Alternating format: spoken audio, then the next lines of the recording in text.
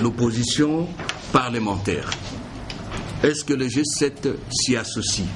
Je vais tout simplement vous dire ceci, mes chers amis. La dynamique de l'opposition et le G7 ont mis en place, il y a 3 jours, une équipe d'experts qui traite de la question. Un peu de patience, vous serez fixé davantage sur notre attitude. Cette commission, cette équipe est en plein travail pour le moment. Je voudrais également souligner, parce que la requête se réfère à la Constitution. Mes chers amis, vous êtes de Congolais. L'avenir de la République démocratique du Congo est en train de se jouer autour de cette question de la Constitution. C'est pour ça qu'au G7, nous disons toujours, ça passe ou ça casse. Si on faiblit, si la Constitution est foulée aux pieds, c'est terminé. Tel vient au pouvoir, il n'est pas d'accord avec la décentralisation, il change. Tel vient au pouvoir, il n'est pas d'accord avec le Conseil supérieur de la magistrature, il supprime. Tel vient au pouvoir, il n'est pas d'accord avec la parité, il supprime. C'est ça l'enjeu fondamental. L'avenir de notre pays se joue. Et au G7, nous avions cru qu'après la conférence nationale, et surtout après l'accord de Sun City et l'adoption de la Constitution, on ne reviendrait plus sur ce type de débat. Je souhaite ardemment que vous-même de la presse, que notre population preniez vraiment, vous-même et la population disait, conscience de cet enjeu majeur. Vous avez parlé de Edem Kodjo. Vous nous dites, pourquoi vous n'allez pas au dialogue? Je crois que Olivier Kabitatou, dans la communication qu'il vous a faite, a donné les raisons que nous ne cessons de donner tout le temps à l'opinion.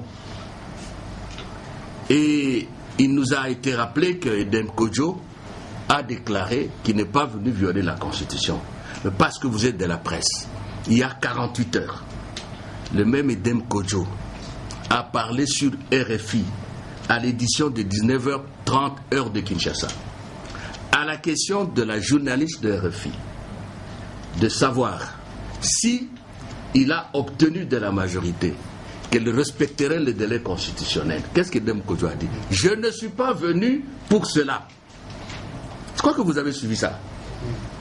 À la question de savoir s'il ne pouvait pas faire des démarches, dissuader la majorité pour qu'elle prenne une position claire là-dessus, il a répété, mon travail, ce n'est pas celui-là.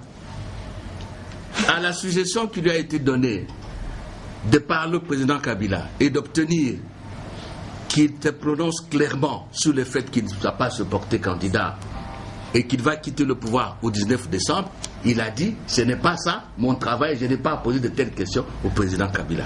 Alors, à quelle déclaration se fier?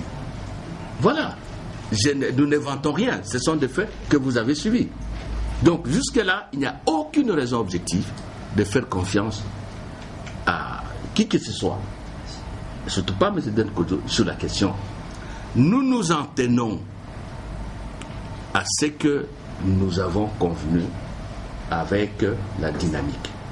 Et Olivier vous a dit ça. Nous avons fait une proposition à la communauté internationale par une lettre écrite à Madame Zouma. Elle est laquelle? Je vous la rappelle. Un panel de facilitation parce que nous avons la résolution 2217, parce que dans le communiqué de Madame Zouma désignant M. Edem Kodjo, il est fait référence au communiqué de 4 organisations internationales du 16 février 2016. Nous avons dit un panel de facilitation composé d'un délégué de l'OIF, de l'Union africaine, d'un délégué aussi de l'Union européenne, des Nations unies, et cette équipe-là, ce groupe de 4, va travailler avec l'appui de tous les envoyés spéciaux que vous connaissez. Vous pouvez nous dire, c'est capricieux. Non, ce n'est pas capricieux. C'est important, à cette phase précise, de sécuriser tout le monde et de garantir toutes les parties de la neutralité et de l'impartialité de la facilitation. Parce qu'une facilitation est par définition neutre et impartiale si elle veut aboutir. Je crois que vous devez saluer cette avancée significative du côté du G7 et de la dynamique de l'opposition. Voilà, c'est tout. Donc je crois que les choses sont claires à ce stade-là. Alors, il y a une question qui a été posée sur l'article, l'esprit de l'article. Olivier s'est longuement étendu là-dessus. D'un mot, vous ne pouvez pas tout de même penser qu'au moment où nous rédigeons la Constitution, nous avons été des dieux pour concevoir qu'un jour, un de nôtres, à qui nous confions notre destin, va mettre en œuvre toute une stratégie pour ne pas avoir des élections et se prévaloir enfin de cette stratégie-là. Se prévaloir de l'article, de l'alinéa 2 de l'article 70. C'est ça le problème de fond. Au-delà des démarches juridiques et tout, le problème de fond est celui-là. Est-ce que nous avons pensé, nous, Congolais, les 85% qui ont adopté la Constitution, que Madame, Monsieur X, élu chef de l'État, va bloquer un jour le processus de démocratisation? Jamais. Jamais. C'est là que se pose la question de bonne foi et de volonté politique. Et on a parlé de l'UNAFEC. Je crois que l'ambassadeur va nous donner un peu plus de précision. Mais je voudrais quand même dire, parce qu'on a parlé de l'effigie, je ne connais pas une loi dans ce pays qui interdit ou qui pénalise le fait d'afficher la photo de quelqu'un dans sa maison, au siège de son parti. Ce n'est pas de la campagne électorale. Si c'était de la campagne électorale, à la limite, on comprendrait. C'est au siège de l'UNAFEC. Chaque parti, chaque citoyen est libre d'afficher l'effigie de qui il veut à son domicile, à son lieu de principal établissement. C'est là aussi le problème. Vous devriez plutôt vous offusquer du fait que maintenant, comme on nous a interdit à un moment donné du côté de Kolwezi là-bas,